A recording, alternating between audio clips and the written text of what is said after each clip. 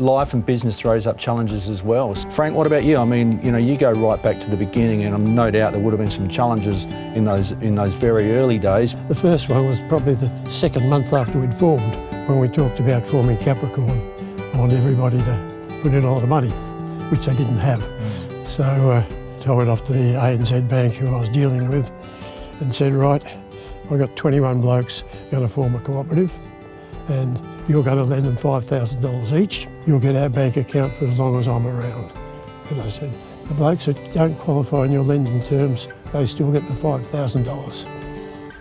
And the manager shook on it, and we got our capital. Yeah, it's a great story. That was the first crisis.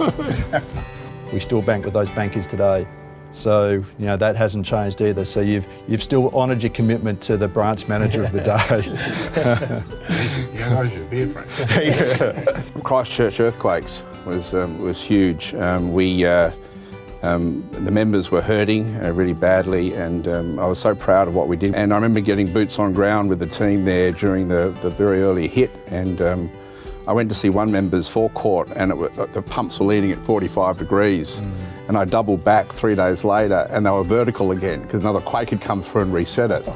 So it was just so how we responded to the members in their moment of need. It was a real challenge for them, and then I had to hotfoot it to London to get more layers of reinsurance because we were burning through our reinsurance levels pretty quick. Yeah. And so I was sort of happy at one end, but equally concerned. You'll be pleased to know that the legacy of jumping in when those crisis moments happen hasn't been lost on Capricorn. You know, today, and you know, we've come through a couple of years ago, you know, the largest floods in Australia's history, and you know, our teams jumped straight back in to help our members through, you know, some pretty tough times. And I can remember seeing photos of, you know, our teams in gumboots and, you know, strolling through water and mud and all those sorts of things. So, you know, and that is, again, part of, you know, why we exist and here to help and help our members get back, you know, trading as quickly as they possibly can. Yeah, I think probably one of the biggest challenges we faced was the difficult decision to leave South Africa. Certainly every effort had been made to make Capricorn as successful in South Africa as it had been in Australia and New Zealand. But I think probably the bit that we can be most proud of is the way in which we left. And there was obviously risks involved for Capricorn and the membership in large at doing that.